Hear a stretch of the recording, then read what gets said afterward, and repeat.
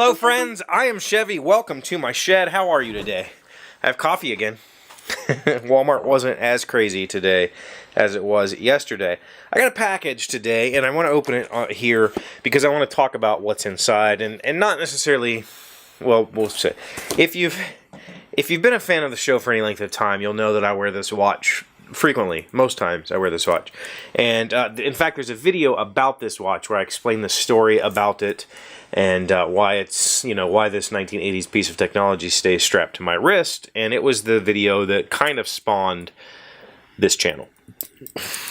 So I've had this watch now for 15 or 16 years, and at some point the band got creased here, and I've attempted to fix it many times by hammering it, by working on it. I don't want to damage it, but I've been trying to get it to go back together because due to that crease, it pulls out my arm hair, and it's really annoying.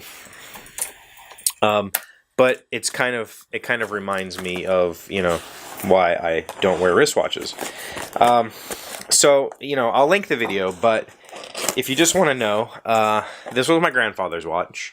This was his retirement gift. On the back here it says, "Good luck, Don, 10/11/85." So this was given to him in 1985 as a retirement present from the coal mines. It was not given to him from the coal mines. I have that watch, his retirement watch, from the coal mines. This was given to him from the coal miners. They went together and got him a watch. So it was a special thing to him. He wore it a lot, so much that I know this isn't shown on camera, but the gold is almost worn completely off of the backing there. Well, because of that watch band issue, I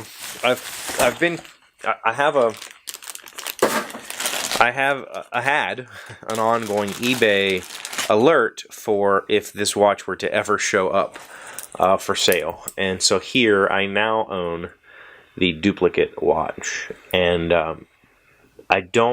wow, this thing's in really nice shape, like practically perfect shape, whereas this one is, the patina on this one is, wow.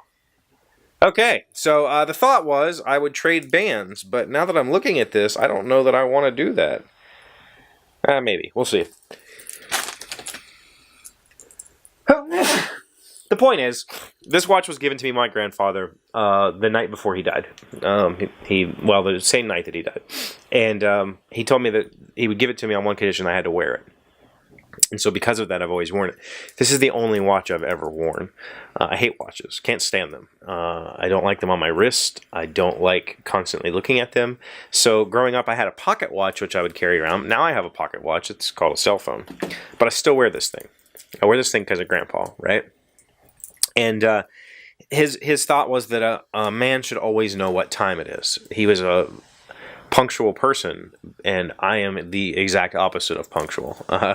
To me, time is just a formality that we use to make meetings happen, and I hate it. I can't stand being constricted by a dial on a machine telling me that it's time to do something.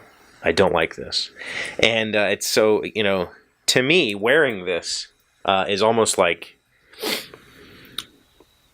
it's almost like a tattoo. It has meaning beyond the fact that it tells me what time it is. The fact that I know what time it is kind of counterculture to myself.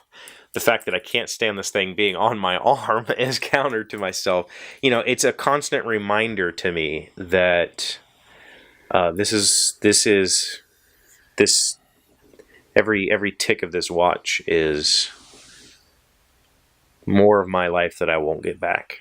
That every time I look at this and it's gone farther, I realize that, have I done something with that time? Has it been a part of me? Has this watch being a part of me reminds me that every tick of that second hand is precious, and if I haven't used this time wisely, then what am I doing with myself? And so I keep it strapped to my wrist for that particular reason. And I told Grandpa I would. So it's kind of like my bargain, my honor. But man, this one is in near perfect shape. I almost feel, I think it would feel wrong to put this band on here. It's the same color gold, but it just doesn't have the patina and the scratches and the nastiness. I don't know. I might. I've definitely, I bought it for a reason. That was the reason. So, but then again, when this pulls out arm hairs, that's yet another reason to remember Grandpa and why I own this watch in the first place, right? Yeah. So it's Friday. It's Good Friday. I did go to Walmart. I did get my coffee and my sausage, so I have breakfast stuff. And I've been playing Skyrim. Skyrim on the Switch is really fun. I had never played Skyrim before. It is everything I was hoping it would be. Essentially, it's like I have my own Dungeons & Dragons campaign, but I don't need a GM and friends. I can just play by myself. And that's pretty cool. So I'm going to go play that. I wanted to tell you the story of the watch. Again. I wanted to tell myself the story of the watch. Let's be honest. Like, I do this show to tell myself things. And to tell future me or my children and my grandchildren things about me that maybe they wouldn't know if they hadn't thought to ask. So, this is the watch. This is the reason why I wear this watch. And the reason why I bought an identical copy. Was to keep this one running. I now have a spare. A backup.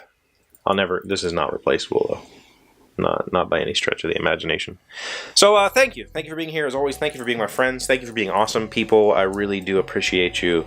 I'm hoping this weekend I can get down here and start managing this mess. I think my nieces will come over and help me. We'll see. I haven't asked yet. See you Monday. Hey, Doc, wait! I want to ask you something. Today's random fact comes from visitmt.com. Which state is referred to as the Treasure State?